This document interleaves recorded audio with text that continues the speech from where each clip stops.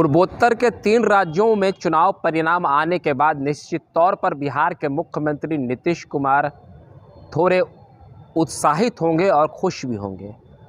वो कैसे, वो हम आपको आगे वीडियो में बताएंगे। नमस्कार, मैं हूं आशुतोष और आप देख रहे हैं टेलीकास्ट न्यूज़।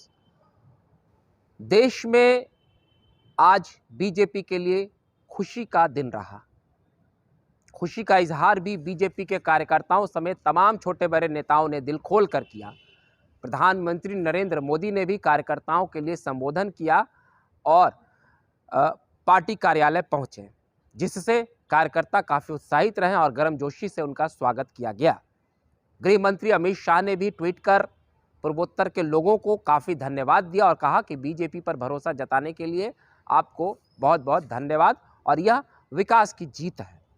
दरअसल त्रिपुरा में बीजेपी ने अपना गढ़ बचाए रखा, हालांकि सीटें कम हुई लेकिन बीजेपी सत्ता में आ गई। वहीं नागालैंड में चौंकाने वाला परिणाम रहा। बीजेपी यहां जोरदार तरीके से अपने गठबंधन के साथ सरकार बनाती दिख रही है। मेघालय में बीजेपी जहां खड़ी थी वहीं खड़ी रही। फर्क केवल इतना हुआ कि पिछली बार जिस गठबंधन के साथ उसने चुनाव लड़ा था, इस बार उन्होंने गठबंधन धर्म नहीं निभाया और अकेले चुनावी मैदान में गए थे। हालांकि उसकी वहां पर केवल 2 सीटें ही आई थी पिछली बार और इस बार भी बीजेपी ने 2 सीटें जीती हैं। तो जो उसके गठबंधन के पुरानी साथी हैं उन्होंने बीजेपी से शाम होते होते समर्थन मांग लिया। हालांकि वहां स्पष्ट बहुमत नहीं मिली है जिस दल को, उस दल ने बीजेपी से समर्थन मांगा और बीजेपी समर्थन देने के लिए तैयार भी हो गई है। तो कह सकते हैं कि पूर्वोत्तर के तीनों राज्यों में कमल खिल गया है। अब हम बात करेंगे देश में राष्ट्रीय राजनीति की। अगले साल होने वाले लोकसभा चुनाव के पहले इन 3 राज्यों का परिणाम काफ़ी अहम माना जा रहा था और कहा जा रहा था कि अगर इन राज्यों में बीजेपी हारेगी या उसका जनाधार घटेगा तो इससे अगले साल होने वाले लोकसभा चुनाव पर भी असर पड़ेगा। मगर अब हम बात बिहार के मुख्यमंत्री नीतीश कुमार की कर लें।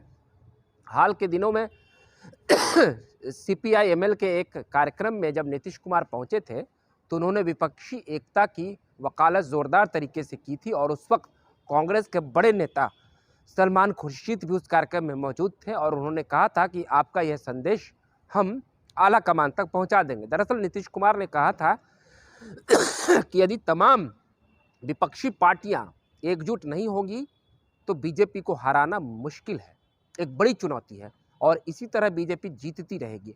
यदि अगले साल होने वाले लोकसभा चुनाव से पहले भी हम नहीं संभले तो इसी तरह बीजेपी सत्ता में वापसी करेगी और हम केवल तमाशा देखते रहेंगे।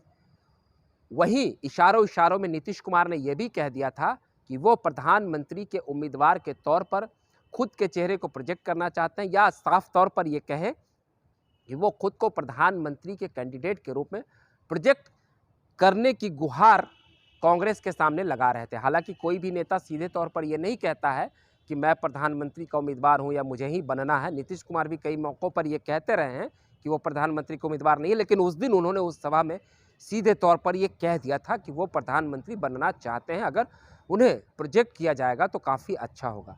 वही बात हम कांग्रेस की कर लें तो लगातार कांग्रेस का जनाधार खिसकता जा रहा है और राहुल गांधी की भारत जोड़ो यात्रा के बाद जो ये चुनाव परिणाम आए हैं, इससे ये बात स्पष्ट हो गया कि राहुल गांधी की भारत जोड़ो यात्रा का जनता के दिलो दिमाग पर कोई असर नहीं पड़ा है। हालांकि राहुल गांधी ने अपनी यात्रा के दौरान ज़्यादातर उन राज्यों पर ही फोकस किया है जहां पहले से ही कांग्रेस का जनाधार बरकरार रहा है और ये एक तरीके से जनता के बीच एक भ्रम की स्थिति उत्पन्न करने की कोशिश की जा रही थी कि कांग्रेस की भारत जोड़ो यात्रा में अपार भीड़ और जन समर्थन उमड़ रहा है। उसका परिणाम और हश्र दिख रहा है और जिस तरीके से दिन ब दिन राहुल गांधी का ग्राफ गिरता जा रहा है, यह कांग्रेस के लिए एक चिंता का सबब है। कांग्रेस ने तो मेघालय में खाता तक नहीं खोला, आप कह सकते हैं। बाकी भी 2 राज्यों में उसका प्रदर्शन काफ़ी लचर रहा, 2-4 सीटों पर ही सिमट कर रह गई।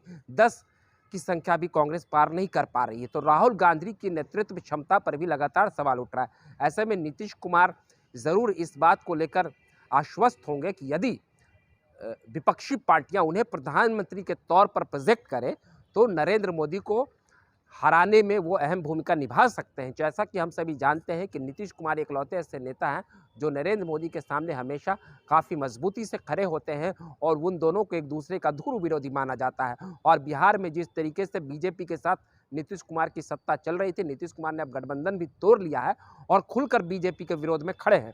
तो राष्ट्रीय फलक पर भी अगर देखा जाए तो नरेंद्र मोदी के सामने जो सबसे बड़ी अगर कोई चुनौती होती है तो नीतीश कुमार ही होती है।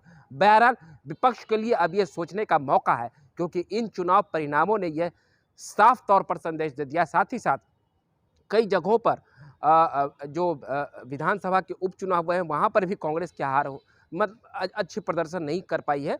तो जिस तरीके से एनडीए का कुनबा बढ़ता चला जा रहा है और बीजेपी की ये प्रचंड जीत होती चली जा रही है, वैसे में विपक्ष के सामने नीतीश कुमार ही एक बेहतर विकल्प दिखते हैं। यदि कांग्रेस उनके नाम पर हामी नहीं भरती है तो राहुल गांधी का चेहरा अगर आगे किया जाता है तो निश्चित तौर पर अगले लोकसभा चुनाव में इससे बीजेपी को फायदा होगा। बहरहाल आपको हमारा ये वीडियो अच्छा लगा हो तो कृपया कर इसे आप लाइक, सब्सक्राइब और शेयर करें। अगली बार हम फिर नए वीडियो के साथ हाजिर रहेंगे। तब तक के लिए आप हमें इजाज़त दीजिए। बहुत बहुत धन्यवाद।